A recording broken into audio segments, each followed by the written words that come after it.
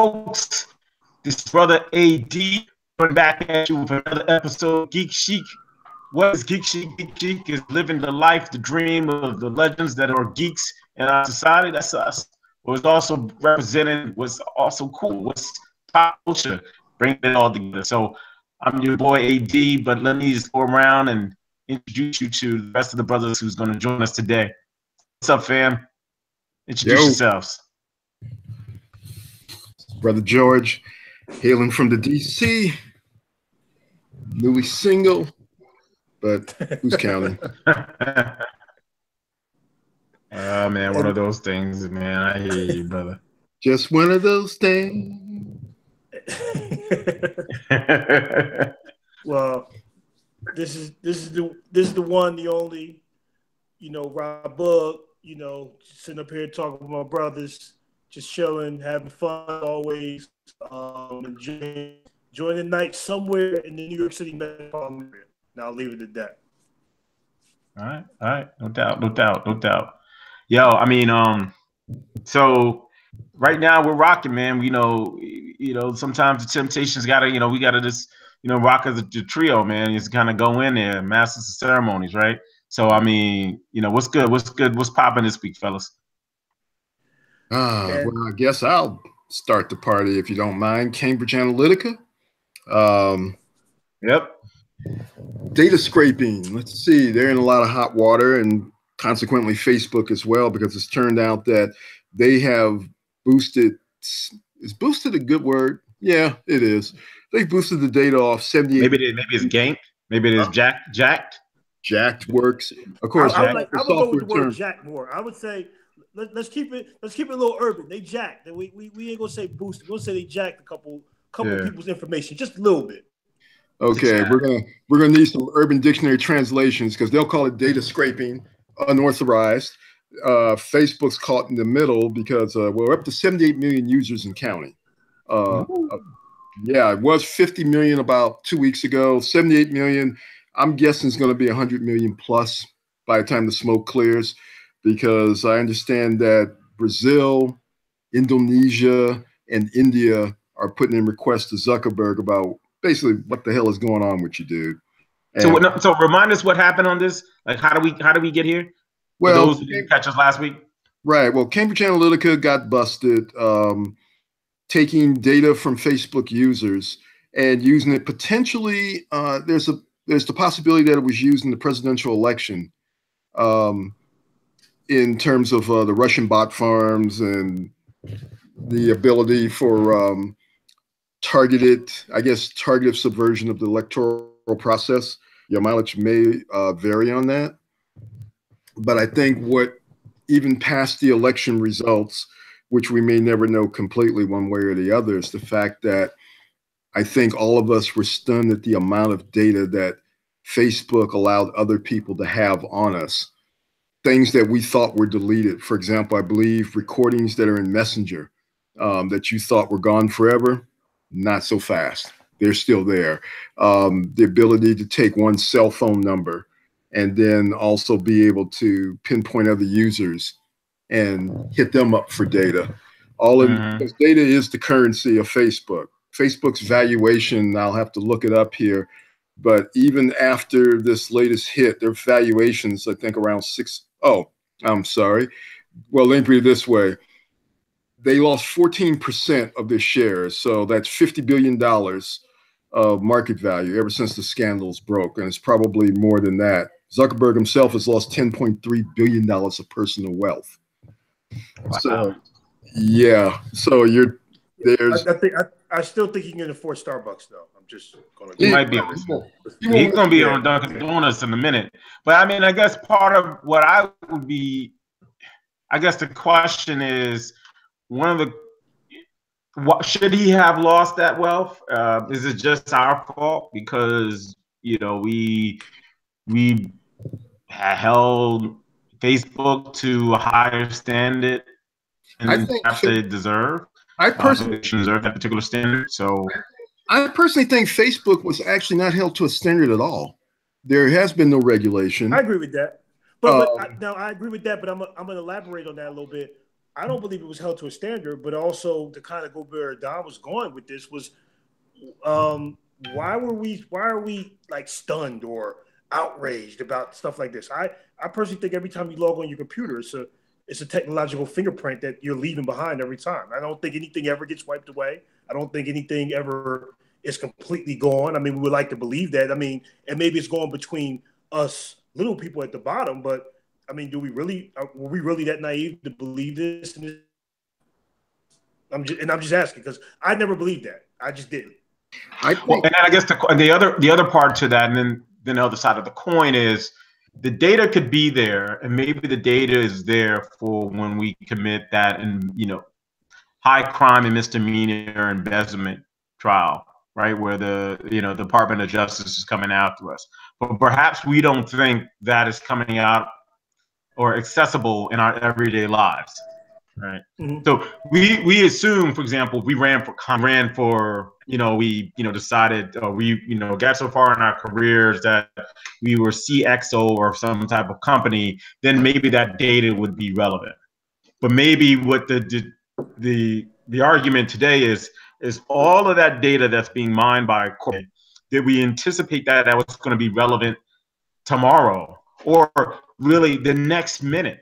That what we typed into the browser, right, as soon as we typed that in and did that search, a company was going to pull that out, a la what's that movie, Minority Report, where and then now you got facial recognition, you got all this type of stuff that's data now that we ain't going to be used that quickly and in that way. Well, I think there's a double-barreled issue here. One, we all expected to lose a certain amount of data. Facebook's defense is that nothing was stolen because we gave them permission. Of course, Facebook has been the masters of the cyber fine print, where sometimes you have to drill down to realize how much they get. It's more than just the fingerprint that you talk about, Rashawn. It's the fingerprint, the sperm sample, the DNA, double helix unwinding that takes place as well. It's a fingerprint. It's a blood sample. Exactly. It's everything. I mean, it's our. I really don't think it's everything you want to think about. And I don't think people really grasp the level of that. And I think this may sound naive, but I'm putting the everyman hat on. I'm taking off my cyber hat here. Okay, there we go. Mm-hmm. I'm gonna put on the everyman hat and say, I expect to lose a certain amount of privacy, but damn, that much, right? The other thing on Facebook, want to just jump in? One of the things on Facebook that was interesting, especially by the Cambridge Analytica, was the friends data, right? Meaning, Rashawn, you do something, and then therefore I lose the data. Like, you sign me up, you opt me in to a particular data service because you did something, right? For the friends of the friends. And so that was the other piece that I'm surprised at that. But that's also another ramification of this linkage of data becoming more and more currency as we start to look at do certain things, right? It's more something, the data is now a tradable commodity, and not only data, but your opted in data and potentially the data you didn't opt in is now a trade. What do we think about that, right? Is that cool? Well, it's become kind of like a new way of a debit card. I mean, you can find it for everywhere you go, and it links in every which way. I mean, we think about what data mean. Data is now a form of processing what you may or may not do. I mean, we've seen this in what they was doing with our election to a degree. What we've now been told has been, the Russians are getting into our Facebooks and everything else. I mean, what I guess for me is that I understand, like kind of George saying, taking off my tech hat, so to speak. But still, I'm still a little bit surprised at how naive we are. But then again, this is still a country where people lose $1 billion a year to a Nigerian prince who's going to wire them the money next week. So I'm never surprised. I got mine. I don't know. Y'all didn't get your money from Nigerian prince? Well, what about the dude? Speaking of that Nigerian prince, I'm not sure where this cat's from. Tim Cook. Right. This is a major shade thrower. He throws bombs, shade all sorts of irons. This cat was on, well, I think it was MSNBC. MSNBC. Yeah, talking about, like, they asked him, so what do you think about what Facebook did? You know, what advice would you have given him? He's like, I wouldn't have been in this mess, right? Yeah, I don't know. Does Apple get the right to wash their hands away from this? I mean, should we start? Well, it's an easier wash because they're not, you know, are they really a tech company or a hardware company? Exactly. I mean, we had this conversation before. But I mean, the question is, they're a tech company. Is what tech, right? So the question about, you make a great point, right? People, there's a broad categorization of tech, and we use it to refer to, you know, semiconductor companies, hardware, desktops and laptops, Lenovo and Apple, right? We make it for data companies. We call them tech companies. We call, you know, companies that give us devices that we can connect into our TVs. We call them tech companies. Or Samsung is now a tech company, right? Sony, is that a tech company? Microsoft is a software company. They have some devices that they provide, so they're tech companies. So there's a big spectrum of tech companies, but really what we have is data. Use data, you know, for themselves. Maybe, you know, putting much legalese in the fine print that we don't, you know, we're taking for granted how they're using our data. Well, I mean, like you said, with the what constitutes as a company? But I don't know. It's a fair question. I'm just trying to put it into the best synopsis I can put it in. I'll let George kind of start. What's your feelings on what the Don was just talking about, George? Well, you mean about Tim and just our Tim? You know, with Tim, and also because, see, I think this leads into a different thing. I think this is where you start talking about tech companies, and we can talk about what's the difference between tech companies and what we now know are social media tech companies, which I feel are data gatherers. They gather data on people, and they make us feel like we have to have it. We have to be on Instagram. We have to be on Facebook. We have to be on Snapchat or wherever other, you know, new thing comes out. We have we have a tech addiction in their pushers, you know, and Facebook, you know, Facebook's like the first one is free, right? You know, you don't pay to join Facebook. And part of, you know, if you really wanted to get around this, what you would do is have your own Facebook where you charge people and then you promise never to trade their data, but you'd have to charge them a premium to be on and use all those cool features, right? And who's gonna go for that? We in this country and probably the world have reached a point where, and there's two things I want to say. One, we expect everything for free. Somebody got to make money. Somebody got to eat. Look at music. We expect free music.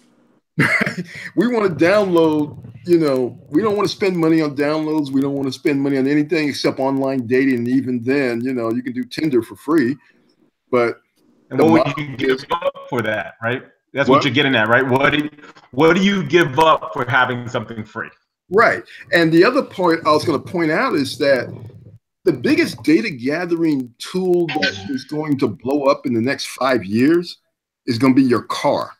Because as cars get smarter and they integrate more technology, you know, you already have so much hardware and firmware in cars that when you take a drive, your driving travels over a week tell a lot about where you stop, the routes you take, the things you might pick up. Analytics will start pulling data from that. So if you think Facebook is bad, your car is going to be worse. Do you sign an opt-in agreement when you buy a car built after the year 2015? Well, you know, I would say this though, as much as we have the end of the world and the end of days coming because of what we're hearing with social media, and I think it may lead us to delete all our apps off our phone, and really now go strictly to the websites because we don't want all the data captured. But I feel there's one good place where we can still be true geeks, and that's in the gaming world. And then, so you guys heard what's happening now in the gaming world? right? We might have to put some now NBA 2K on our phone, Madden on our phone, because now we're all about to get paid. Have you heard about this? Yeah, with the 2K. Yeah, so what's happening is now you got NBA 2K and 2K Sports moving to a situation where they're creating basically an esports league within 2K, and it's being sanctioned and being promoted by the NBA.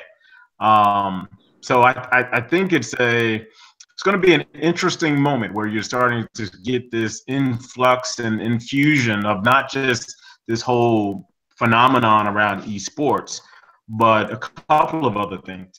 Esports that's probably going to dip into different cultures more so than and different demographic esports. What do I mean by that? If you look at the other, esports, whether it's been the driving or the, fantasy realm of esports, or sometimes the first person shooter esports, they've had a certain demographic of user. Now we're kind of maybe shifting into a different demo of user. What do we, I wonder what that ramifications are going to be. The other piece is now you have a multi-billion dollar, which is the NBA, endorsing esports and really paying these individuals like they're athletes. And to some degree, Adam Silver has even expressed that he believes these people are athletes. So they're getting paid. I think they're getting started out at around 30. That's not true. We'll stop the athlete part there. I was going to see how far I could go on that. Until fired. Yeah, we'll stop the as a former college athlete. I can't go there. But as also a person who's a gamer, so I could appreciate the thought. But no athletes. You can't be an athlete if you can get better at the game while you get fatter. That can't be an athlete. Against the rules. So what if they were on the treadmill, Rob? Where were they on the treadmill in gaming?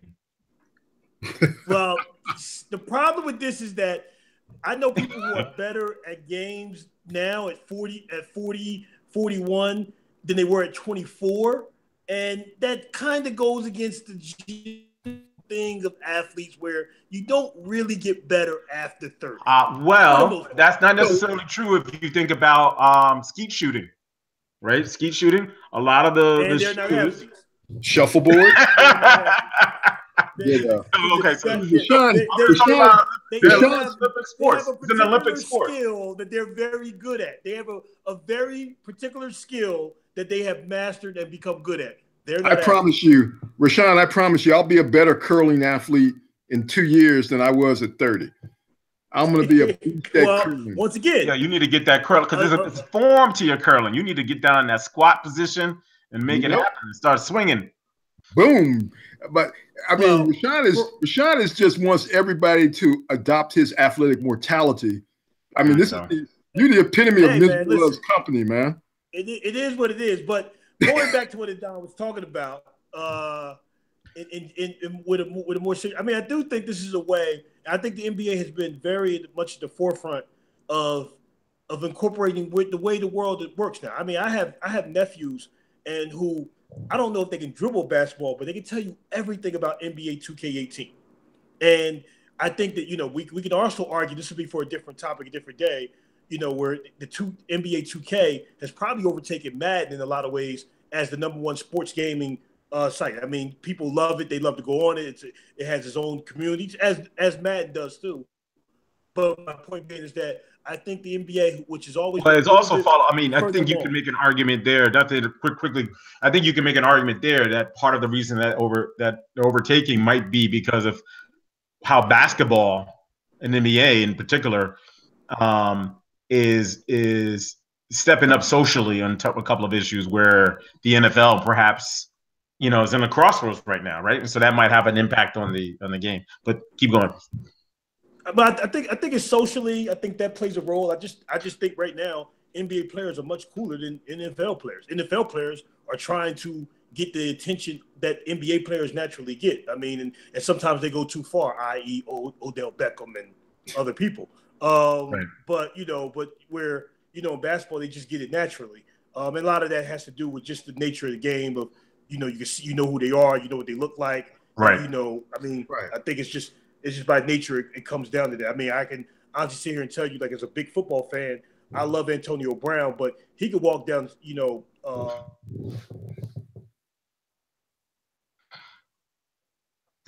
Sean spoke mid-flight. He'll come back.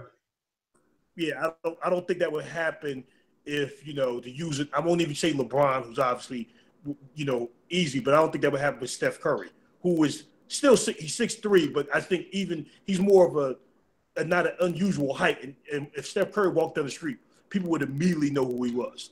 Well, he's an everyday man, but the interesting thing I started to think about is one, will we see a gender play in this, right? I mean, right now you don't see you see a lot more girl gamers and female gamers coming on to just gaming in general than perhaps you've seen, and specifically console gaming. Like, I think when the studies have been done against gaming, the reality is that women game as much as men. It's just they play different games, and games across different ethnic groups. Your mother probably plays Tetris or Solitaire, right, on her desktop. That's still a game. It's just a different type of game. But the challenge, so people game at all sorts of ages and across the different ages. But what has been remarkable is that from a gender perspective, you're seeing more and more girls getting into console games at an earlier age than they had before. Before, there was just kind of jewel pop and games on their phone or Sims back in the day. And so I wonder if that'll have an offshoot into this 2K sports world, where you might start seeing some diversification, not just in ethnic and racial demographics, but also gender demographics that we might not have seen before. What do you think about this, George? I'm wondering, I could see women crossing over. I know a few who play World of Warcraft, right? World of Warcraft has definitely had a fair amount of crossover appeal.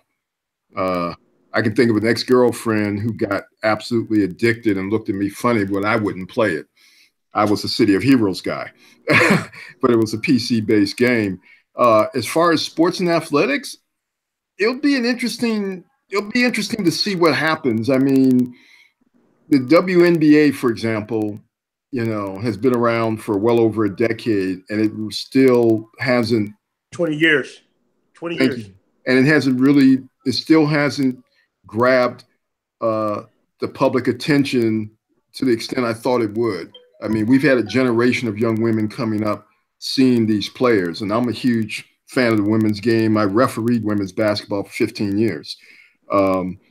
But I don't see it. So I wonder about gaming, because like you said, Adon, women game in different segments. The athletic sports segment, I would love to see it. There's some of these couch potato guys that play who, they could use a good woman in their life, and getting spanked by one would probably be devastating to their ego, and I really look forward to it. But I'm not sure I'm going to see it happen. I'm gonna end this with this, though. With my thoughts on this is that I do think it does have an appeal for the athletic couch potato order, the washed up former athlete who might still want to believe that they can still be involved in the game and can do certain things. I mean, me personally, I'm comfortable with what I did in the past, but there are a lot of people who can't give it up, and they want to continue with this. But I think we're going to be talking about this a lot more over the course of time. Yeah, I mean, it's definitely a very skill situation. You do need to, like you said, 50 games in NBA, 2K Pro-Am. I'm curious what the global appeal is going to be. Does this open up the NBA to more global markets? And then will we start seeing this in other sports? But I think you absolutely will see a global appeal to it. I also think I like to also point out just how brilliantly the video game market worked to get to this point. We remember when we played basketball, first of all, you had to play, it was local. There was no networking. Then it became networking. Then this is where it really got intriguing. You could upload stats as the season went along. You could change players' ratings. First, you could change them on, in the hard drive of your machine. Now you can change the player ratings get updated. So if you get a player, and I'm just I'm just throwing a name out there. Just say Rashawn, maybe. Rashawn gets signed to a 10-day contract. He starts off with a player rating of about like 53, which sounds. Nah, come on, man. Give him a 66. I'll give him a 66, but 53 in speed. What do you think? Oh, woohoo! Okay, sure. Okay, okay, 58. Just kidding.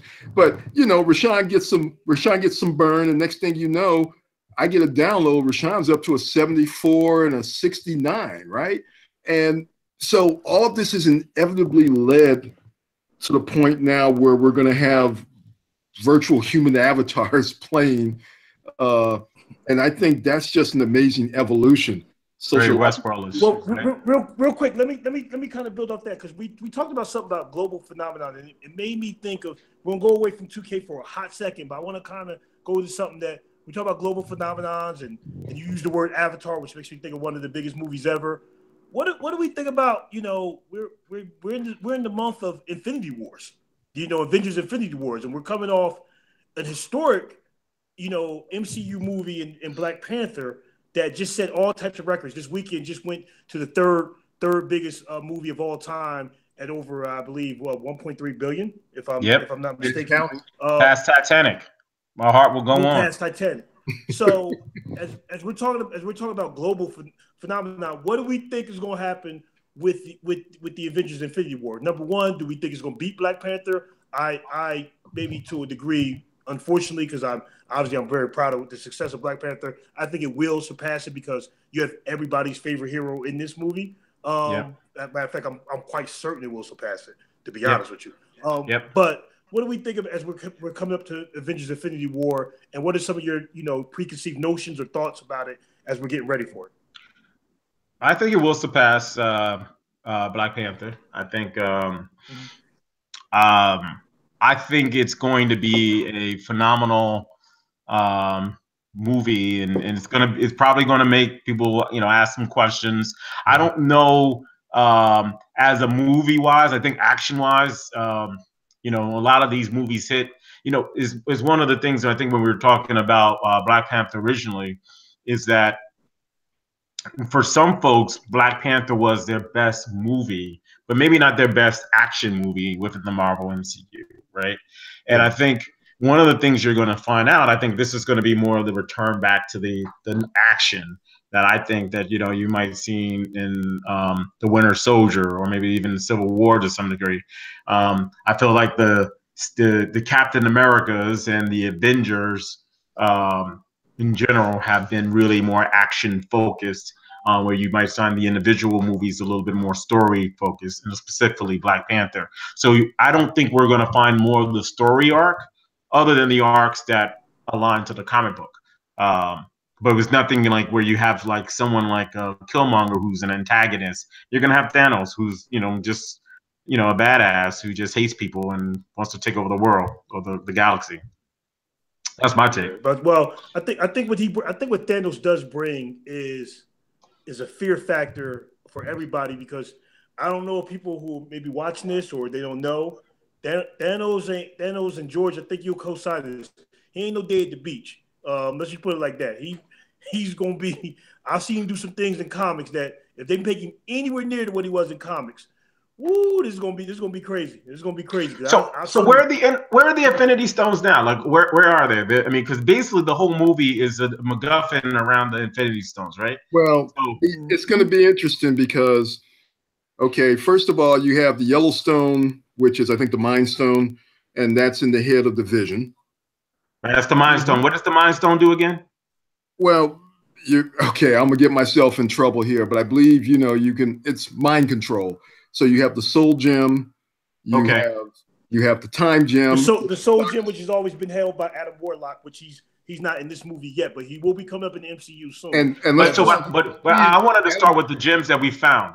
Okay. So we know the Tesseract, right? The Tesseract is the one. Isn't the Tesseract the mind control? That's the same one that's in Vision, right? No. The Tesseract Loki. Tesseract started off. We first saw it in Captain America: The First Avenger. The Right. Red Skull had it, disappeared. Eventually, it was found again by Tony Stark's father. Okay. And Shield worked on it. Loki boosted it in the First Avengers. And eventually it wound up in Asgard. And if you remember in Thor Ragnarok, it was down in the basement where all the other trophies were, including the phony Infinity Gauntlet. And Loki might have taken it with him on the way out as Asgard was getting trashed. That's going to be, I think, one of the key points in this upcoming movie, because the Tesseract is currently unaccounted for. So how many does he have? How many gems does? So there's 6 of them, right? There's six that he can get. Thanos does not have any of them in his possession, as far as we know right now. Yeah. The Aether, the red what has kind of happened though is that now, what they've separated the Infinity Stones, but they used to be separated all across the universe. They've now become more central, right? Which makes it very easy for Thanos now to come in, and now instead of going from one part of the galaxy to the next or doing this, he now can just come to one spot. And trust me, if he's coming here looking for it, this is a dude who courts death. I mean, his mistress is Mistress Death. So Rob, let me just put the layman's hat on here. So you say why do we have all of the Infinity Stones in one planet? when we want to change the risk profile? You would think you want to spread them out. From all accounts, though, fellas, it looks like the stones. A lot of people are ignorant to the power of the stones assembled. Let's keep this in mind. Earth's heroes don't really completely understand. Vision himself says, "I have no idea what this does in my head, but it looks good against my red skin." And so that's one. Doctor Strange wears one around his neck some of the times, the Eye of Agamotto. Which right. That's the other one. Okay. Right. Some of these stones have unfortunately, some of these stones have unfortunately become the Earth because of other people's own greed to own maybe an individual stone, not even understanding to own all 6 like Thanos does. Thanos has the goal to hold all 6, which would make him, the ultimate or whatever you want to call it. Or he can rewrite reality. Or a comic book word, omnipotent. He would be omnipotent if he has all 6. People have wanted, like in Doctor Strange, they wanted, one part of the stone just to be able to, to use, for different magic and whatever like that. They brung it from another universe or whatever to here. Now we have Vision with the Soul Stone. The Guardians of the Galaxy is covering one, and I think Thor is going to bring, unfortunately, Tesseract back. So it's going to be interesting. I mean, we're all speculating right now, but this is going to be very interesting. Not to mention, there's 2 things. A couple of things we're also worried about is who we do know. We just don't know who it is. Somebody's going to kick the bucket in these movies. Yeah, in at least one. Movies, somebody's definitely dying. Well, by the way, I don't think it's going to be one. I think it's going to be a couple. Rashawn, let me call time out for a second. Thor, don't forget, at the end of Ragnarok, Thor and his ship bumped into probably Thanos' ship. So Thanos might pick up a stone off of him right then and there. Right from the door. Right. I think one of the things that makes this so fascinating is it's a culmination of the MCU, right? What Marvel's done in a connected universe that started back with Iron Man about, 12 years ago? Yeah. I haven't kept track. 10, 12 years ago? What they've done in this connected universe. Exactly 10. Exactly 10 years. Okay. 10 years ago with all of these movies, Black Panther, 2 Avengers movies up to now, 3 Thor movies, 2 Captain America movies, even Ant-Man, right? All of these things, there have been little pieces of the tapestry woven together in incredible backstories that are come to a culmination in a 2-part movie series. Let's not forget, Infinity War isn't necessarily going to have the ending at the end of our 2.5 hours. We're going to have to come back. Oh, yeah. Right. So you're saying it's going to be 2, it's not going to just be 1 movie? Right. It's going to be Infinity War. Infinity War is only a part of it. Infinity War is the first part, yeah. Right. And as Rashawn said, I was about to call him Thanos. But as Rashawn was saying, if anybody who controls the Infinity Gauntlet with all of the stones in it can rewrite reality any way they see fit. So you will have. So who's dying, George? Who's going to die? That's what I have to bet. As much as it pains me, I think Steve Rogers might kick the bucket. I'm 95% sure he's done, and I also believe man will die in part 2. You broke up there. Who do you think is That's dying? my initial guess. Who do you think is dying? I definitely think I'm willing to almost guarantee Captain America's going to die in one of the two movies, and I'm pretty confident that Iron Man will also pass away too. Can't have. So my question is, where the hell is Hawkeye, Ant-Man, and Nakia and Loki in this? Like, I don't see them in the trailers and all this other stuff. I could have sworn I saw Nakia in a brief. Loki's on the ship with Thor. We know that. We know Loki's on the ship. Right, with that's Thor. true. That's true.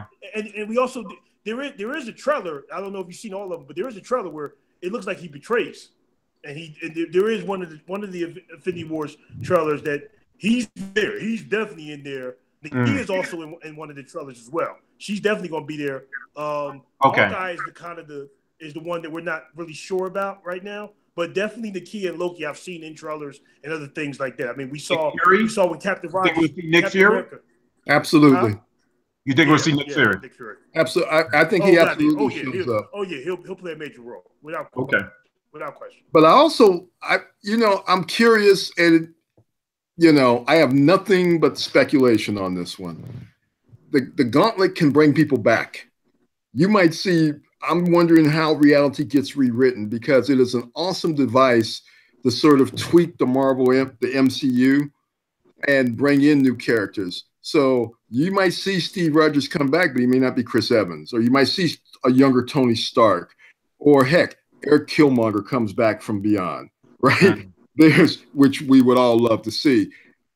I would love to set some odds. Maybe next podcast we can do an odds board on odds of this character, that character dying, but also the odds that Thanos or one of the Avengers wields the Infinity Gauntlet and decides we need some do-overs. So I'm throwing that one out there. You know what? And on that note, maybe we should leave off that note. Yeah. On that note. So Rob, what you got? What you got for us to end out with? Listen, a couple things just to kind of put a big ribbon on everything. Can't wait till Tuesday to see what Zuckerberg got to say. I think the rise of 2K has invigorated the NBA and just made everybody much more interesting. I think it's going to be interesting to see how this develops. And to be honest, Infinity Wars, I think we'll be talking about this for a couple of different episodes, especially after it comes out and we see how it plays out. So for me, once again, happy to be with my brothers. Happy. Oh, all right. Please. The man hung him up. I love that look. Put that on. Wait until you see that look. We're gonna put that look on a coin, on a bill or something. We're gonna put that. I'm gonna put that look on the cover of this. Go ahead, George. That'll be NBA 2K19 with Rashawn's frozen look. Yeah, Rashawn on the cover of 19. But, I'll try to be quick. Zuckerberg's going to be interesting. We've got a real issue in that there's a screaming case to be made for regulation in an environment, an administration, and a hierarchy that is anti-regulation of any kind, right?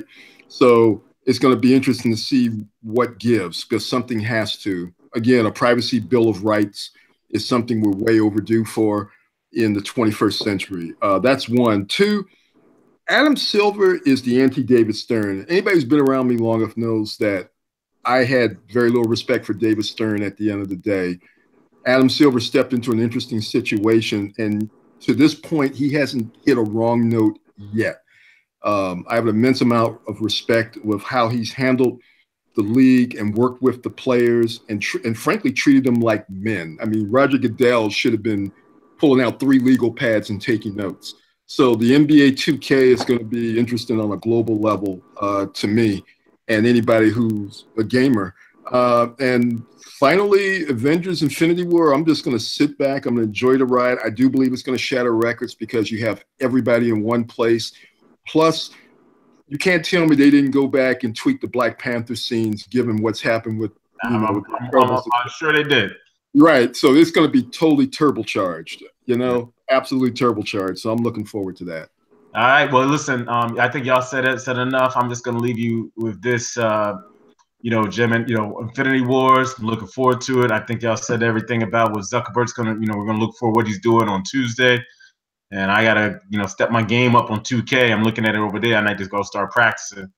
But one thing that I've been, want to make sure I leave y'all guys with is, live long and prosper. And let's get at it, and we'll check you out next week. Peace. Peace.